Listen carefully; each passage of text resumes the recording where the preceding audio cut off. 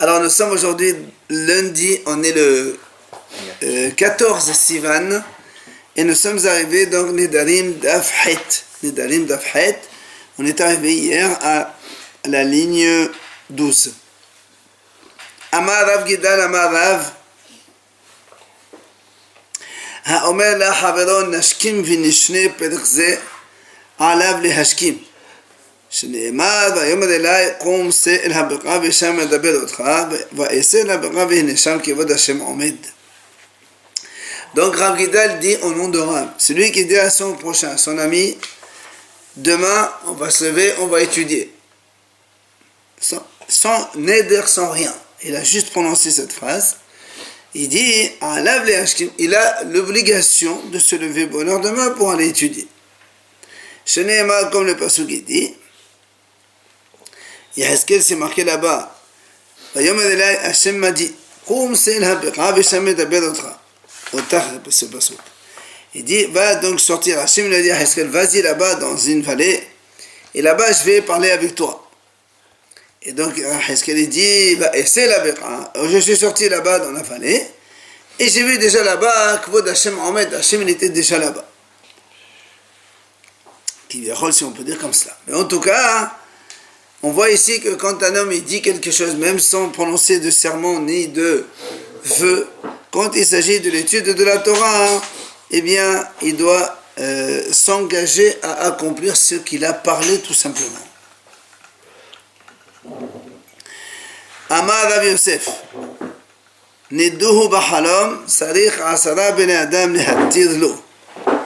Rav Yosef dit comme ça, si un homme il voit dans le rêve qu'on lui a fait nidouille, il a l'obligation d'aller devant 10 hommes pour qu'il lui fasse une hatara. Comme on fait les grandes hataras des Drim la veille de Elul, de Rosh Hashanah et tout ça, eh bien il faut qu'il trouve 10 hommes pour faire hatara des Drim. Alors que normalement pour faire une hatara il faut 3 hommes.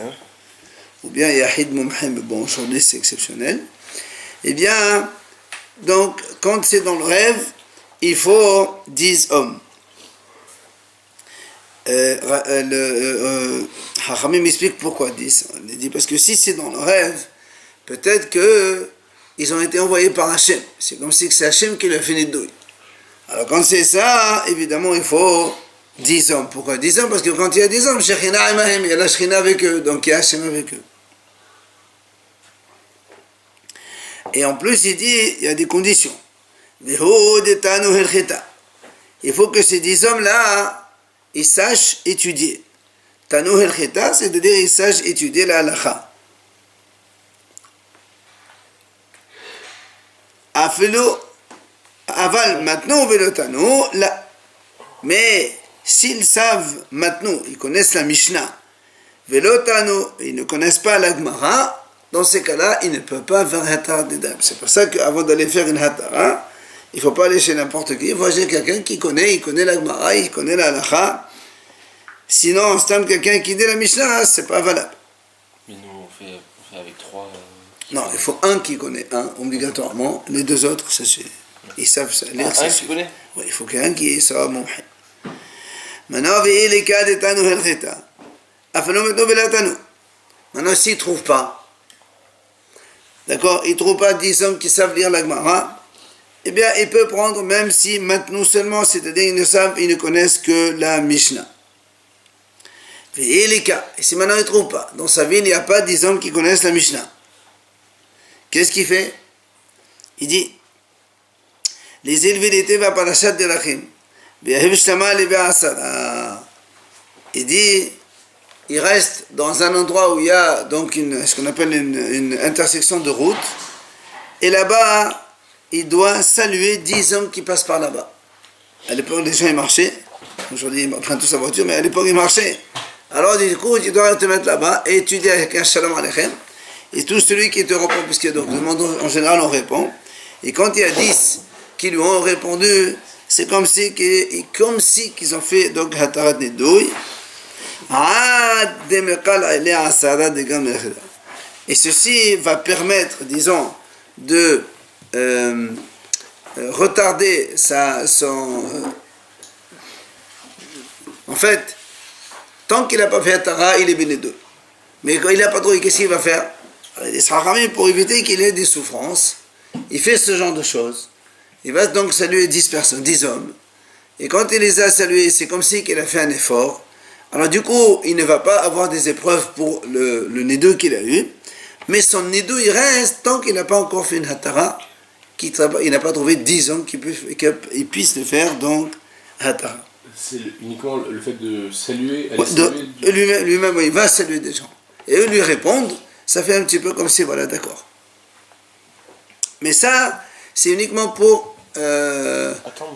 reporter le hatara, quoi, tant que tu ne trouves pas. C'est ce qu'il dit. Jusqu'à ce qu'il trouve 10 hommes qui connaissent la halakha.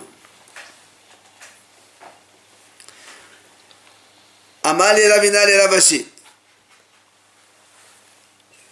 Yada man shamte. Mao de si quelqu'un il fait un rêve et dans le rêve il voit que telle personne il lui a fait une idouille dans le rêve. Ok. Est-ce qu'il peut après le lendemain il va chez lui et dire voilà tu sais toi tu m'as fait une idouille dans le rêve fais-moi un hatara avec 2 autres. C'est qui Mao de l'Isléné. Amal il lui a dit les chamotés saviou shaliah, les messages la saviou shaliah. Il dit non, il ne peut pas. Pourquoi? Parce que peut-être dans le ciel, on a nommé shaliah pour faire nidouille, mais on n'a pas encore donné l'autorisation de faire hatara. Donc il est obligé de faire la même chose, trouver 10 hommes qui savent étudier pour qu'ils lui fassent une hatara de daïm. Même s'il sait qui lui a fait ça.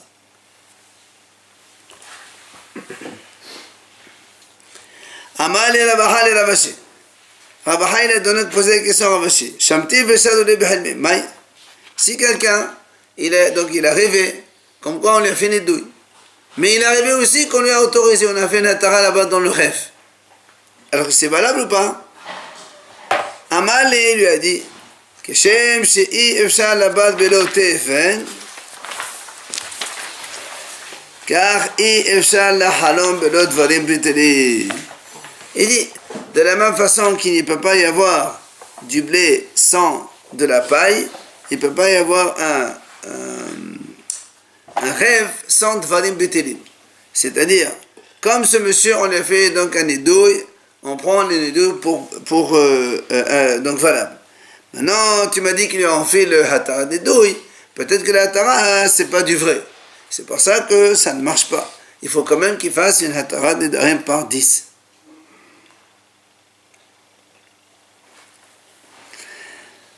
Ravina Havalen Nidra Lidvetu.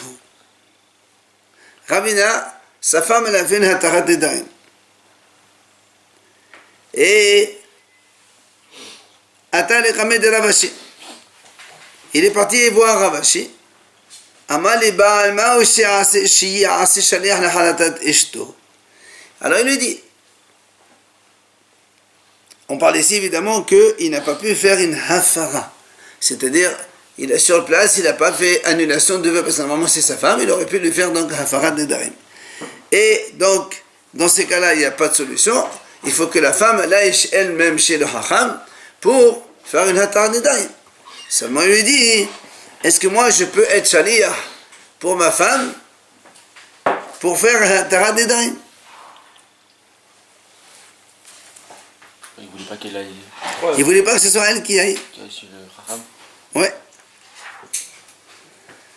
Alors, hein? De fait, il peut la faire lui. Non, non, parce que c'est le mari, c'est trop tard, il a dépassé le jour. On a dit que quand on entend, on doit faire la hatara le jour même. La hafara, pardon. Baal mefer. Il vous a parti des 3, c'est ça? Il peut faire la Non, Shalia. Au lieu que ce soit sa femme qui se déplace, lui il va se déplacer pour sa femme. Et lui il lui pose des questions. Est-ce que quelqu'un d'autre t'a fait? Pourquoi tu as fait ça? Si tu as suscité ça. Et il essaie de le porter. Et lui il répond pour sa femme. Après il fait hatara, Shalia de sa femme. Mais il ne peut pas faire Hafara. Hafara, non, c'est fini. Ça, il aurait pu le faire, mais il l'a pas fait. Il l'a pas fait. Maintenant, est-ce qu'il peut faire un Hatara du fait qu'il est un Chacham lui aussi? Pour sa propre femme? On va voir. On va voir. En fait, j'ai vu ici dans le Ran, il dit. En bas, je crois. C'est ça. Il a dit, comme on a dit, voilà, dans le...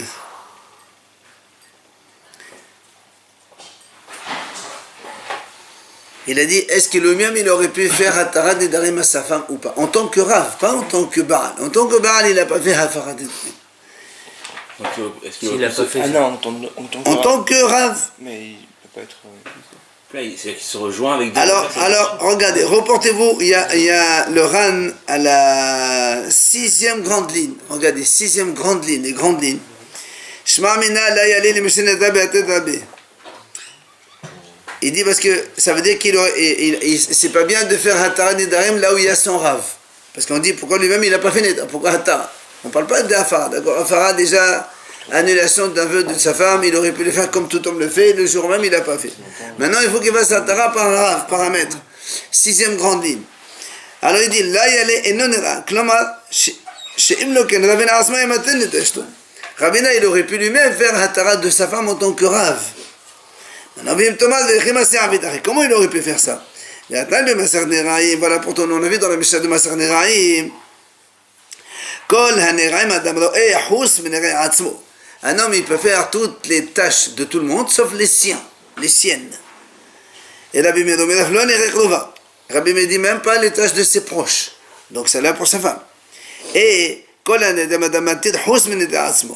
il dit même tous les vœux, un homme il peut délier, annuler, sauf les vœux de lui-même, donc il faut qu'il ait un autre Rav.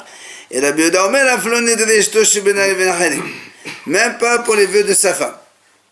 Donc tu vois bien que dans les Yerushalmi c'est marqué comme Rabbi Yehuda. Alors comment, donc dans la suite on va voir que la Gemara dit mais Ravina lui-même il aurait dû le faire mais il l'a pas fait parce que Ravashi c'était son maître. Et comme il y a son maître, lui il ne peut pas agir à la place de son maître. D'accord? Oui, Kavod de son maître évidemment. Alors comment ça se fait ici? Tu me dis il aurait pu le faire. Il ne peut pas le faire. Il dit non. Et là, en fait, il aurait pu lui-même faire partie d'un tribunal. Et c'est pas lui tout seul, mais faire part d'un trio pour faire Hatarat. Donc sur lui, la Hafara, ça n'existe pas, ça? Hafara, il n'a pas fait le jour même, donc il ne peut plus le faire. La Hafara, on peut le faire que le jour où il entend et jusqu'au coucher du soleil. Après, c'est fini. Il ne l'a pas fait. D'accord? Et s'il fait seul, c'est-à-dire qu'il peut s'associer avec deux autres plus tard. Oui, mais c'est vrai. Mais à l'époque, comme Ravashi, Ravina, tout ça, c'était des sommets, tu vois. Donc, même tout seul, Yahid, on dit Yahid Mouhé, tout seul, il peut le faire. Donc, quoi qu'il en soit, donc, là, on a dit que est-ce qu'il peut faire oui ou non, en tant que faire partie d'un trio, oui. En tout cas, on revient à la Gemara maintenant. Donc, Ravina, il est parti demander à Ravashi. Il a dit, est-ce que Baal aussi a assez la halatatisto? Donc, Gemara 4e ligne, ok? Est-ce que moi, je peux être shaliach de ma femme pour que, au lieu que ce soit ma femme qui se déplace chez les Dayanim, c'est moi qui se déplace pour elle et on me fait Hatarat. Amalé, il lui a répondu, Imechanfin in, il a là. Il lui dit, si les tribunaux il était déjà réunis, le mari, il peut venir à la place de sa femme en tant que shaliach et on lui fait une Hatarat. Sinon, pour que le mari il aille rassembler 3 juges pour faire Hatarat de sa femme en tant que shaliach, ça il ne peut pas le faire. Alors on explique pourquoi. Il dit,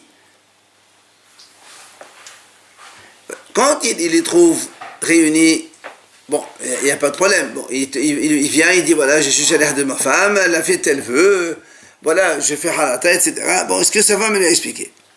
Maintenant, il dit, si il s'est fatigué pour rassembler Dayan, après il y a un autre Dayan, il s'est fatigué. D'accord? Ils n'étaient pas là pour réunir, mais c'est lui qui les a réunis. Le problème, c'est qu'on craint que comme il s'est trop fatigué, il va peut-être modifier, parce que pour annuler un vœu, c'est pas comme ça. On pose des questions. Est-ce que tu regrettes? Est-ce que si tu savais que c'était comme ça, il faut trouver un pétard, etc. Et lui, il va rajouter un peu. Comme il s'est trop fatigué. On va lui poser une question. Peut-être que sa femme aurait dit non. Lui, il va dire oui. Parce qu'il dit, oh, allez, je me suis fatigué maintenant. Je veux arrêter avec cette histoire, quoi. Ça suffit. Il aura toujours un parti pris dans le côté moitié. Non, c'est pas une question de parti pris. Le parti pris, c'est normal. Il va répondre ce que sa femme, elle va répondre. Et lui, il dit à sa femme, est-ce que tu regrettes? Elle lui dit, est-ce que tu savais que tu allais regretter, tu n'aurais pas fait de Nedra? Elle va dire oui. Et donc, il vient, il expose les mêmes phrases. Mais des fois, quand il se fatigue à réunir le tribunal, si on lui pose une question, il va dire, oui, c'est sûr, c'est comme ça. Alors que c'est pas vrai. Donc, il rajoute. C'est pour ça qu'on lui dit, si ils étaient déjà là, tu viens, bon, il ne va pas rajouter. Si on lui pose une question, il ne sait pas répondre, il dit, attendez, je vais aller voir ma femme, je reviens. Tu comprends? Mais s'il s'est fatigué à réunir le tribunal, Taldayan, après Taldayan, eh ben, il a envie de se débarrasser de cette histoire, alors il dit n'importe quoi. Et on est sûr qu'il y ait un avis objectif, qui va parler objectivement. D'abord, c'est Ravina qui demande à Ravashi. On ne sait pas si c'est valable pour tout le monde ou pas. Quoi qu'il en soit, Shema Mina, elle va quand même généraliser. L'Agma a dit Shema Mina, on déduit de cette histoire 3 choses. La première, Shema Mina ba'ana asa shaliyah la halatat ishto. Un mari, il peut être shaliyah pour la halatat de sa femme, c'est-à-dire pour donc exposer les regrets de sa femme. Comme ici. Ou Shema Mina la shari li mishri nedra be'ata de rabbe. C'est ce qu'on a dit tout à l'heure. On apprend de là qu'un homme n'a pas le droit d'annuler un vœu, donc un rave. Il n'a pas le droit d'annuler un vœu dans la mesure où son maître se trouve dans la ville. Comme ici, Ravina aussi c'est un maître. Il aurait pu très bien lui-même faire un tarat d'Idarim à sa femme. Mais comme il y a Ravashi, on dit que c'est un Talmid Haver à lui. Ravashi, Ravina et Ravashi. Ravina c'est l'élève et en même temps l'ami, le Havruta de Ravashi. Ushma mina ki mechanfin shapir dameh. Il a dit, donc la troisième chose qu'on apprend, c'est comme on a dit maintenant, si donc il a déjà trouvé le tribunal, les 3 juges réunis, les 3 rabbanim réunis déjà, sans que ce soit lui qui se fatigue pour le faire, alors, Shapir Dami, ça marche. Il a dit maintenant, ou shmata. Et quand on fait une shmata seulement, c'est pas nidoui, c'est. Pardon, Shmata, c'est ça, c'est le nidou. Là, on parle de ned, ici on parle d'un vœu. Ou Shmata, aflou be'ata de la bé, yahid mumhaye shari Shmata. Il dit, et la Shmata, quand quelqu'un il a été hayav nidoui, même dans la place où il y a son maître, le rav il peut annuler, donc autoriser un nidoui. Ou encore, yahid mumhaye, quelqu'un qui est tout seul, yahid mumhaye, et bien, shari Shmata, il a le droit de autoriser le nidoui. Amar Rabbi Shimon ben Zavid. Il dit Rabbi Shimon ben Zavid, Amar Rabbi Ishaq ben Tavla, au nom de Rabbi Ishaq ben Tavla. Amar Rabbi Hiyadicha, au nom de Rabbi Hiyadicha, Devi Rabbi Aha, dans la yeshiva de Rabbi Aha. Amar Rabbi Zera, il a dit au nom de Rabbi Zera, Amar Rabbi Lazar, au nom de Rabbi Lazar, Amar Rabbi Hanina, au nom de Rabbi Hanina, Amar Rabbi Miyasha, au nom de Rabbi Miyasha, Mishemed Rabbi Yuda ben Elai, au nom de Rabbi Yuda ben Elai. Voilà tous ces hachamim là. Maï dirtiv, Vezalha lachem yir'e shemi. Le pasuk qui dit, Vezalha lachem yir'e shemi, shemesh sedaka ou marpe bichnafeha. Donc, c'est-à-dire, si je traduis, Vezalha lachem, elle brillera pour vous, enfin, c'est le soleil, donc il brillera pour vous. Yir'e shemi, ceux qui me craignent, shemesh sedaka, le soleil qui est une sedaka, ou marpe bichnafeha, et elle va donc guérir avec ses ailes, si on veut traduire ça mot à mot. Donc de quoi on parle ici, l'Agma? Elle pose une question, c'est quoi ce pasuk là? Et le haut, l'Agma répond, Ben Adam shehen yirein leosi shem shamam levatala shemesh sedaka umar pe. Il a dit, ce sont, puisqu'il y a marqué yir'e shemi, ce sont les gens qui craignent Hachem. Et bien ceux-là, comme ils craignent Hachem, dans le sens où ils ne prononcent pas le nom d'Hachem en vain, et bien cela pour eux le soleil sera donc une guérison. C'est-à-dire le soleil guérira ceux qui font attention à ne pas prononcer le nom d'Hachem pour rien. Amar Abaye, il a dit à Abaye, Shma mina Hadgad Yoma Masé. Abaye dit, on apprend de là que Hadgad Yoma, les rayons solaires, Masé, ils ont donc une vertu de guérir comme le pasuk dit, donc c'est une bonne chose. Je n'ai pas dit qu'il faut rester au soleil bronzé, d'accord? Mais bon. Non, pas tout comme, pas du tout. Oufliga de Rabbi Shimon ben Lakish. Et ce qu'il a dit maintenant à Abaye, ou plutôt, ce qu'on vient d'expliquer maintenant au nom de tous ces Hachamim, Fliga de Rabbi Shimon ben Lakish, ça contredit ce qu'il a dit Rabbi Shimon ben Lakish. Pourquoi? De Amar Rabbi Shimon ben Lakish, il a dit comme ça. De Amar, En Gehinam la'olam haba. Il dit Rabbi Shimon ben Lakish, il n'y a pas de Gehinam dans le monde futur. Alors comment? Pourtant on a toujours parlé de Gehinam. Il dit non, elle a, HaKadosh Baruch Hu Moseh Hama Menatika. Sadiqim Metrapi'im Ba Usaim Nedonim Ba. Il dit en fait, ce qu'il fait Hachem, il va sortir le soleil de son écran. C'est-à-dire, il va complètement laisser les rayons solaires donc, directement briller. Et avec cela, les tzadikim, eux, ils vont être guéris. Et les Rishaim, ça va leur paraître évidemment donc, du feu. Et c'est ça qu'il va les brûler, mais il n'y a pas de Gehinam véritable. Donc, chez Nehemar, et c'est pour ça lui il prend le même pasuk que nous ici. C'est-à-dire donc, Reish Lakish, il dit que le soleil dont on parle, le pasuk qui dit que le soleil brillera, d'accord? Eh bien, lui il dit qu'en fait il s'agit du soleil dans les temps futurs pour guérir les tzadikim et pour punir les Rishaim. Alors que les Hachamim d'ici, nous on a expliqué qu'on parle en fait de soleil dans ce monde-là. Et dit le soleil qui va guérir les tzadikim dans son âme. C'est pour ça qu'on dit il y a une mahloket entre les deux.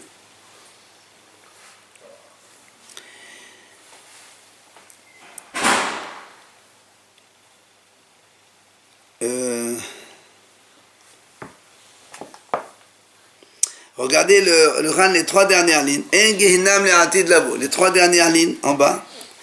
Il dit Lav le'ahan mitaqam. On ne parle pas ici après la mort. Pourquoi? Il va dire qu'il y a Gehinam le'atshaim. C'est sûr qu'il y a un Gehinam pour l'Atshaim. Comment tu dis il n'y a pas de Gehinam dans l'atid lavo? Et là il dit comme ça. L'atid lavo, on parle ici de Hayat Amitim.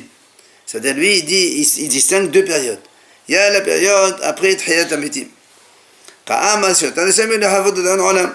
C'est-à-dire donc que quand il y aura Hayat Amitim, donc il y a d'abord les Rishaim qui vont Hayat Amitim, ceux-là, ils ne vont pas être jugés dans le Gehinam et la Bihadina, chez Akadosh Baruch Hu, c'est Hamam min Natika, qui dit le Musta'anus, ça ne peut pas s'adresser à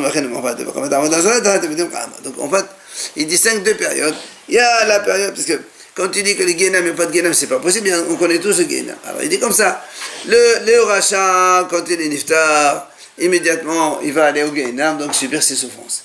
Mais en plus de ça, quand il y aura Tahiyat Amitim, alors les Recha, puisque tout le monde vont revivre, alors là, c'est là où le soleil va donc faire son rôle, que les Rechaim qui sont donc vivants, ils vont être, on va dire, éprouvés par ces rayons solaires que Hachem va intensifier, alors que les tzadikim, eux, vont être guéris par cela. Et la Gemara, donc, elle termine, Velorod, pas seulement ça, quand on a dit que Reish Lakish, il dit que les tzadikim, ils vont donc être guéris avec ce soleil dans les temps futurs. Velorod, elle n'a pas seulement ça, elle n'a shemet'adinin ba. Met'adinin, ça vient du mot aed, ça veut dire ils vont profiter de ça, d'accord? Comme le pasuk dit Shene'emad v'satem ufishtem ke'achlem marbek. C'est-à-dire, vous sortirez au fishtem et vous allez vous multiplier ke'achlem marbek, comme les veaux qu'on engraisse, on fait grandir et grossir. Et bien là aussi, tu vois que ce soleil-là, il va avoir un effet bénéfique pour les tzadikim. Et ils vont tous donc être mit'addinim, ils vont donc profiter, avoir donc une sorte de Gan Eden avec ça. Par contre, les Rishaim, les Rishaim, eux, ils vont être au contraire jugés par cela et ils vont être brûlés par ce soleil. Chez Nehemar, Heni yom ba bo'el katanu vegomer. Comme le pasuk dit dans le prophète là-bas, le jour il arrive et il va brûler comme le four. Évidemment, après le passage qui dit, tous les Rishaim ils vont devenir de la paille, ils vont être brûlés devant donc ce grand feu-là. On passe à la nouvelle Mishnah, s'il vous plaît.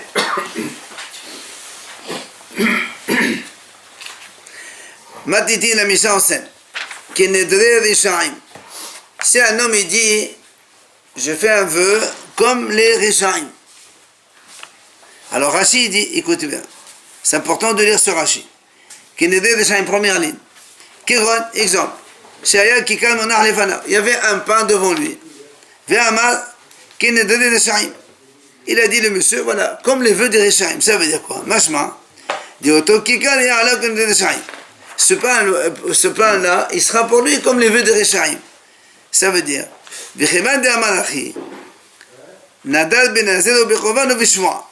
ça veut dire que quand quelqu'un, il a par exemple un pain comme ça, il dit, ce pain-là, c'est comme les vœux de Rishaim, et ce pain, il devient interdit pour lui, comme un ned, comme nazir, et comme korban. Non, pardon. Nazir, ned nazir, korban et shua. C'est comme si qu'il a juré.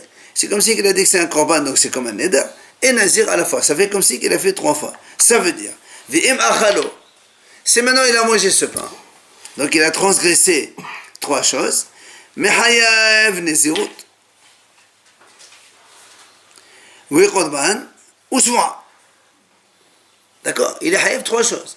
Il doit apporter comme quelqu'un qui a transgressé un neder, un korban pour le serment qu'il a fait, et un korban de nazir qu'il a transgressé aussi.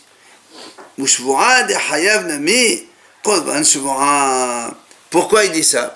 Lui, il n'a pas dit. Il a dit juste pourquoi? Il dit parce que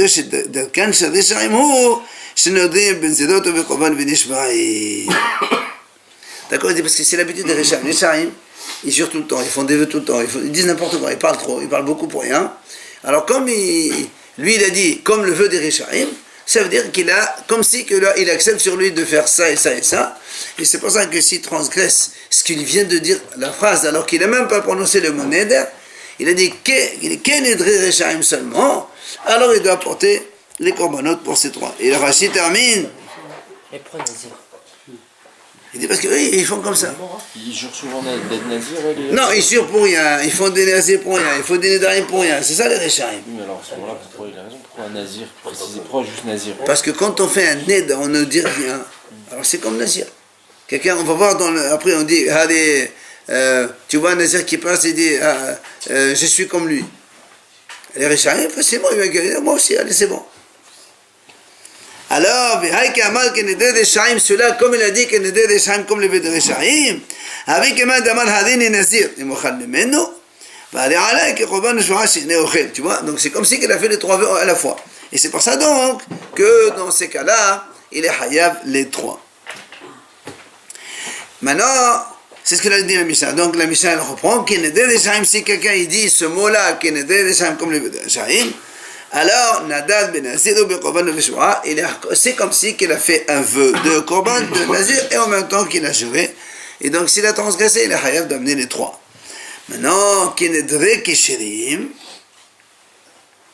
si maintenant il y avait un pain devant lui, il a dit, ce pain-là, c'est comme Nedre, les vœux des gens cachers, le Amal Kloum, c'est rien. Parce que les gens de cachers, ils ne font pas ni des vœux, ni des jurés, ni Korbanot, ni rien du tout. C'est pas l'habitude, d'accord? Par contre, lorsqu'il dit Kenit Votam, quand il dit comme la Nedava des Kesherim, alors Nadal ben Nazir ou Bekorban. Il dit, comme il dit, c'est-à-dire des gens qui offrent, oui, des gens cachers qui offrent.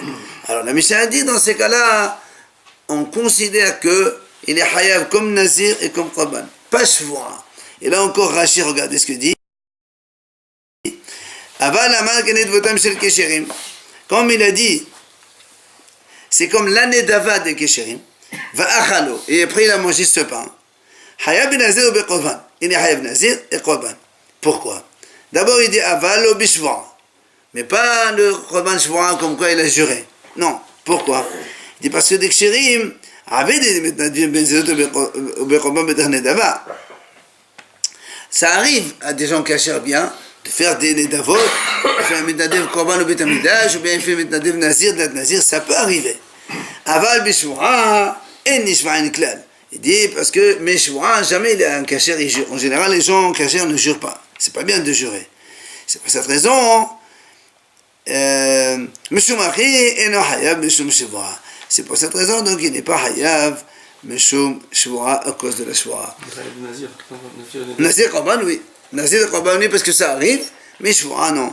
Quoi qu'il en soit, Parce que Nazir, non, c'est que le vin. Là, il donne l'exemple du pain. Non, Nazir, c'est une façon de faire un vœu, quel qu'il soit. Ils ont tendance à faire un cachère, il peut faire Nazir, c'est pas un problème. Mais là, ce que je comprends, c'est qu'il donne l'exemple du pain, alors que Nazir, c'est le Non, non, lui il dit, ce pain-là, c'est comme Nedavot d'un Nazir. Ça veut dire pour lui, c'est comme un Neder d'un Nazir, c'est la même chose. Donc il n'a pas le droit de le manger. Et là encore, comme il a dit qu'il est des Sharim, ou bien qu'il est des Kishirim, ou qu'il est de Votam, là aussi, vous voyez que le monsieur, il ne formule pas l'expression normale d'un quelqu'un qui fait un vœu. C'est ce qu'on a dit Yad, ce qu'on appelle Yad. Là encore, ce sont des exemples de Yedot Nedarim, puisqu'il dit une phrase, il finit pas complètement, c'est un peu incomplet, c'est imprécis. Et pourtant on dit, donc ça marche dans les Nedarim. Donc c'est ce qu'on verra, bien Hashem plus tard.